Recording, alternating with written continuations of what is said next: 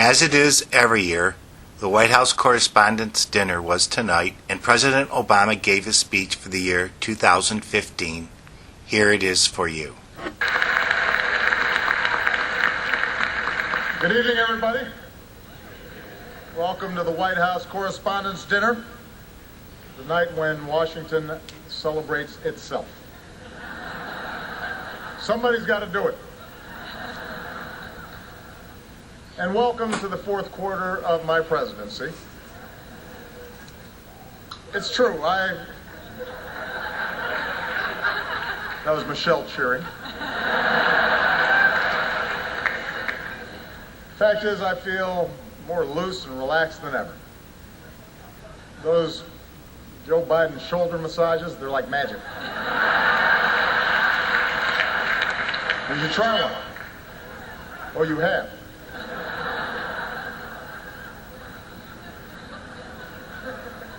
I am determined to make the most of every moment I have left. After the midterm elections, my advisors asked me, Mr. President, do you have a bucket list? And I said, well, I have something that rhymes with bucket list.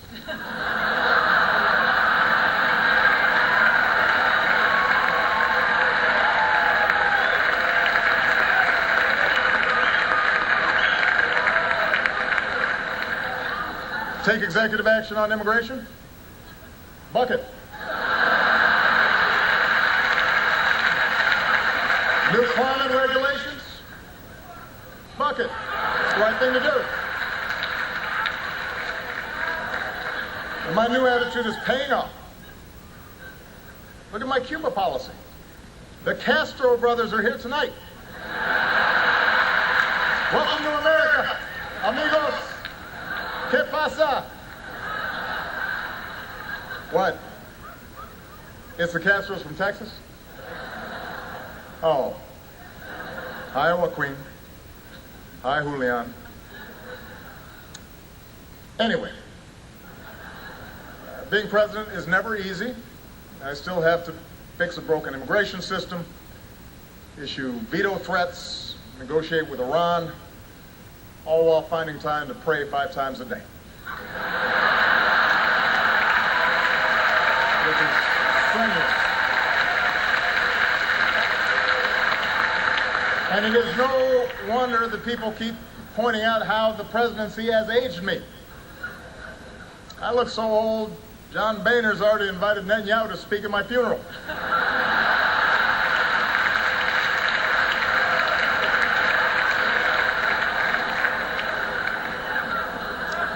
Meanwhile, Michelle hasn't aged a day.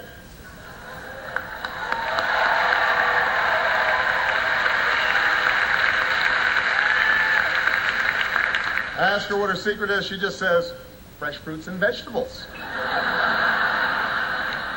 It's aggravating.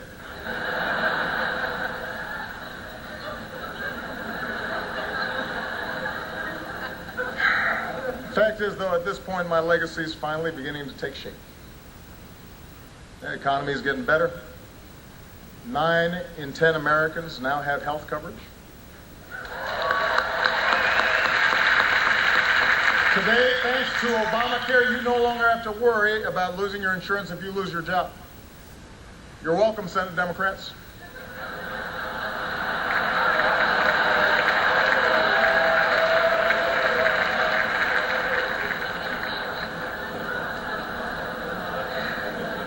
Now, look, it is true I have not managed to make everybody happy. 6 years into my presidency, some people still say I'm arrogant and aloof, condescending. Some people are so dumb. No wonder I don't meet with them. And that's not all people say about me. A few weeks ago, Dick Cheney says he thinks I'm the worst president of his lifetime. Which is interesting because I think Dick Cheney is the worst president of my lifetime.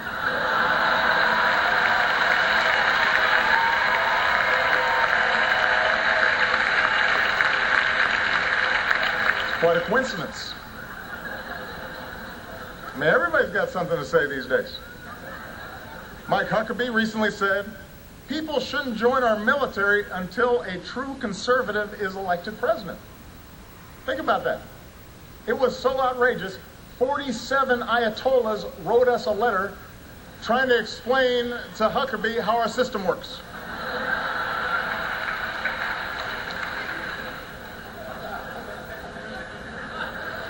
It gets worse. Just this week, Michelle Bachmann actually predicted that I would bring about the biblical end of days. Now that's a legacy. That's big. I mean, Lincoln, Washington, they didn't do that.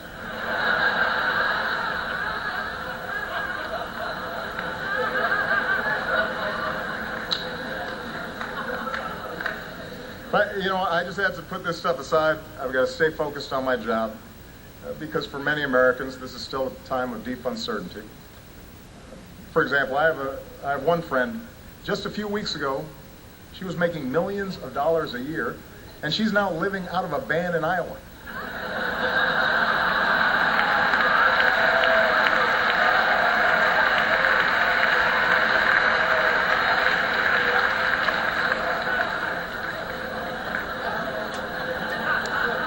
Meanwhile, back here in our nation's capital, we're always dealing with new challenges. I'm happy to report that the Secret Service, thanks to some excellent reporting by White House correspondents, they're really focusing on some of the issues that have come up, and they finally figured out a foolproof way to keep people off my lawn.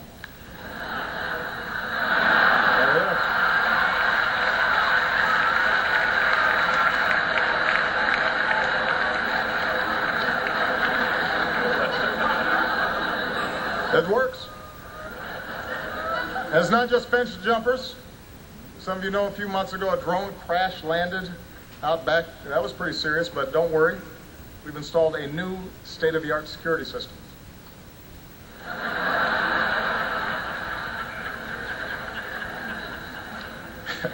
You know what? Let me set the record straight. I tease Joe sometimes, but he has been at my side for 7 years. I love that man. He's not just a great vice president, he is a great friend. We've gotten so close in some places in Indiana, they won't serve us pizza anymore.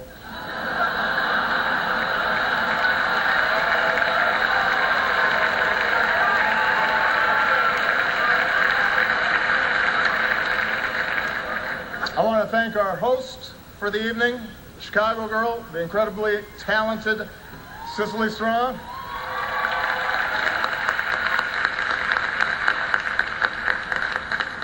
On Saturday Night Live, Cicely impersonates CNN anchor Brooke Baldwin, which is surprising because usually the only people impersonating journalists on CNN are journalists on CNN.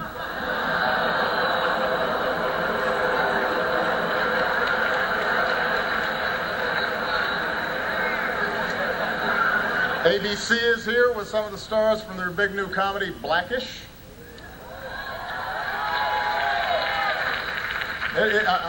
It's a great show, but I have to give ABC fair warning. Being Blackish only makes you popular for so long. Trust me. There's a shelf life to that thing.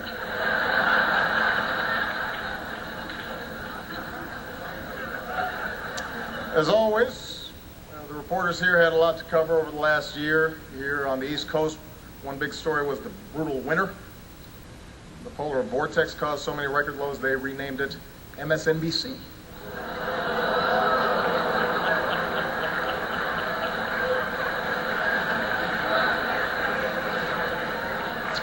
But of course, let's face it, there is one issue on every reporter's minds, and that is 2016. Already we've seen some missteps. Turns out Jeb Bush identified himself as Hispanic back in 2009. But you know what? I understand. It's an innocent mistake. Reminds me of when I identified myself as American back in 1961.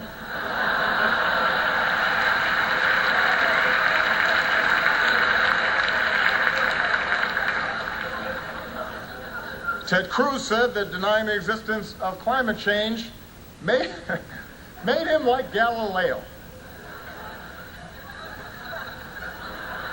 Now, that's not really an apt comparison. Galileo believed the Earth revolves around the sun. Ted Cruz believes the Earth revolves around Ted Cruz. And just as an aside, I want to point out, when a guy who has his face on a hope poster calls you self-centered, you know you've got a problem. The narcissism index is creeping up a little too high. Meanwhile, Rick Santorum announced that he would not attend the same-sex wedding of a friend or a loved one, to which gays and lesbians across the country responded, "That's not going to be a problem." Don't sweat that one.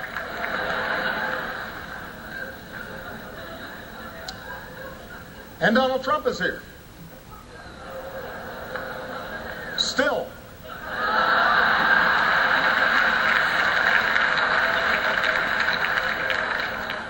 Anyway,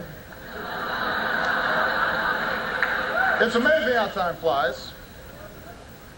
Soon the first presidential contest will take place, and I, for one, cannot wait to see who the Koch brothers pick.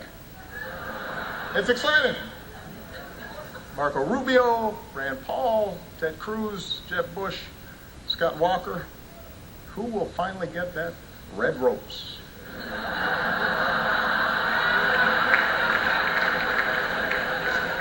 The winner gets a $1 billion war chest. The runner-up gets to be the Bachelor on the next season of The Bachelor.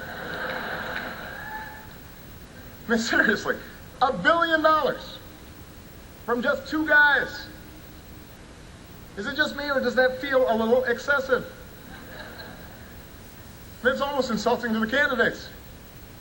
The Koch brothers think they need to spend $1 billion to get folks to like one of these people. It's got to hurt their feelings a little bit. And look, I know I've raised a lot of money too, but in all fairness, my middle name is Hussein. What's their excuse?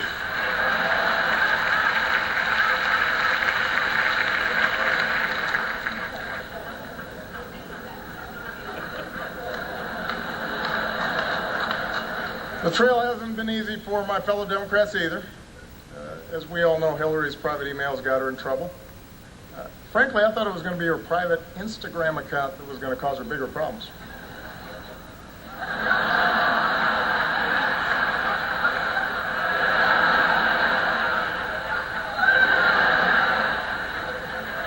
Hillary kicked things off by going completely unrecognized at a Chipotle. Not to be outdone, Martin O'Malley kicked things off by going completely unrecognized at a Martin O'Malley campaign event.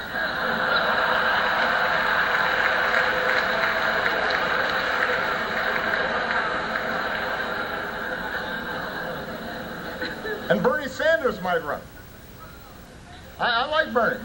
Bernie's an interesting guy. Apparently, some folks really want to see a pot-smoking socialist in the White House. We could get a third Obama term after all. Could happen.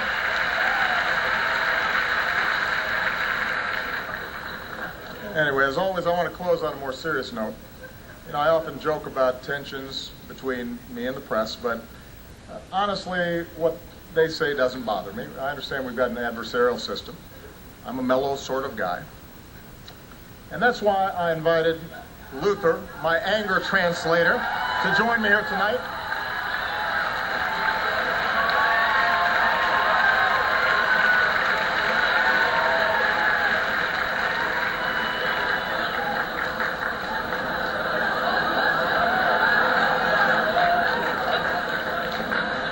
Hold on to your lily white butts.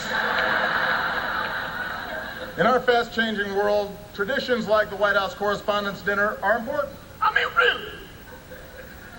What is this dinner?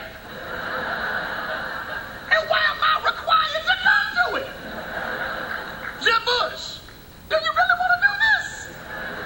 Because despite our differences, we count on the press to shed light on the most important issues of the day. And we can count on Fox News to terrify old white people with nonsense.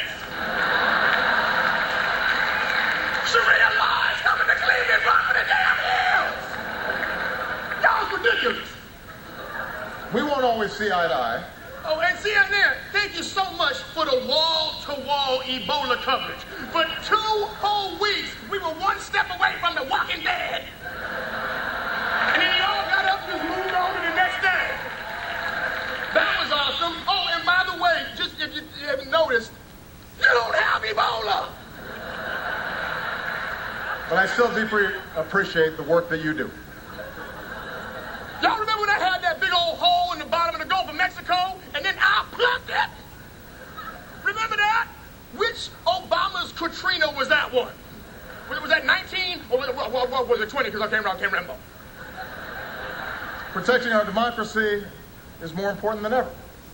For example, the Supreme Court ruled that the donor who gave Ted Cruz $6 million was just exercising free speech. Yeah, it's the kind of speech like this. I just wasted $6 million. And it's not just Republicans. Hillary will have to raise huge sums of money, too. Oh, yeah.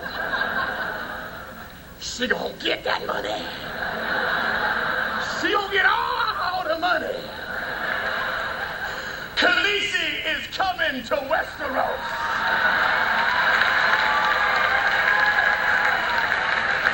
Watch out! Whoa! The nonstop focus on billionaire donors creates real problems for our democracy. And that's why we're running for a 3rd term. No, we're not. We're not? Who the hell said that? But we do need to stay focused on some big challenges, like climate change. Hey, listen, y'all, if you haven't noticed, California is bone dry. It looked like a trailer for the new Mad Max movie up in there. Y'all think that Bradley Cooper came here because he wants to talk to Chuck Todd? He needed a glass of water. Come on. The science is clear. The science is clear. 9 out of the 10 hottest years ever came in the last decade. Now, I'm not a scientist, but I do know how to count to 10. Rising seas, more violent storms. You got mosquitoes, sweaty people on the train, stinking it up. It's just nasty. I mean, look at what's happening right now. Every serious scientist says we need to act. The Pentagon says it's a national security risk. Miami floods on a sunny day, and instead of doing anything about it, we've got elected officials throwing snowballs in the Senate. I think I got it, bro. It is crazy. What about our kids? What kind of stupid, short-sighted, irresponsible bull? Whoa! Hey! What? Okay, no, hey!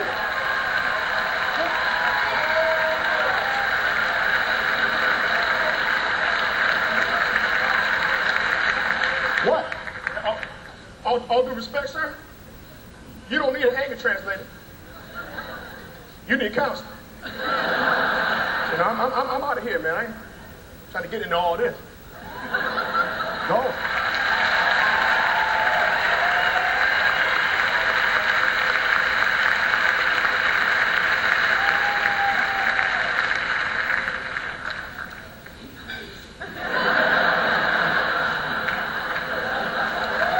Luther, my anger translator, ladies and gentlemen.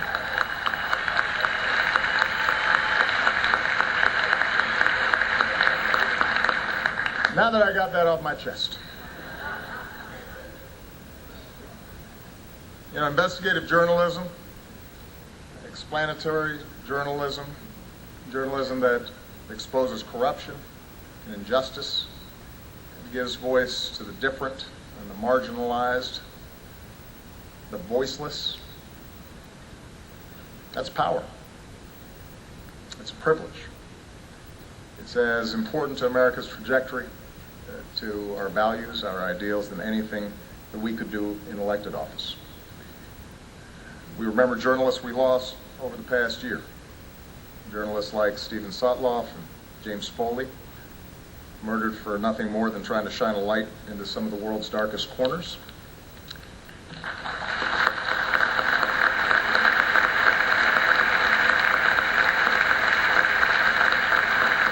We remember the journalists unjustly imprisoned around the world, including our own Jason Rezan.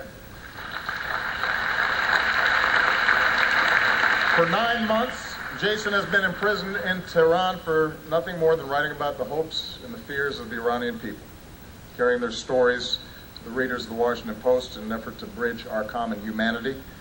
As was already mentioned, Jason's brother Ali is here tonight, and I have told him personally we will not rest until we bring him home to his family, safe and sound.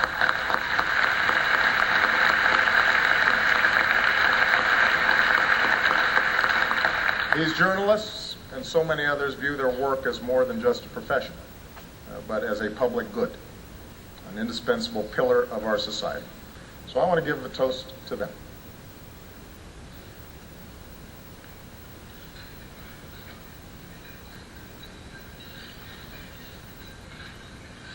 I raise a glass to them and all of you with the words of the American foreign correspondent Dorothy Thompson. It is not the fact of liberty, but the way in which liberty is exercised that ultimately determines whether liberty itself survives. Thank you for your devotion to exercising our liberty and to telling our American story. God bless you. God bless the United States of America.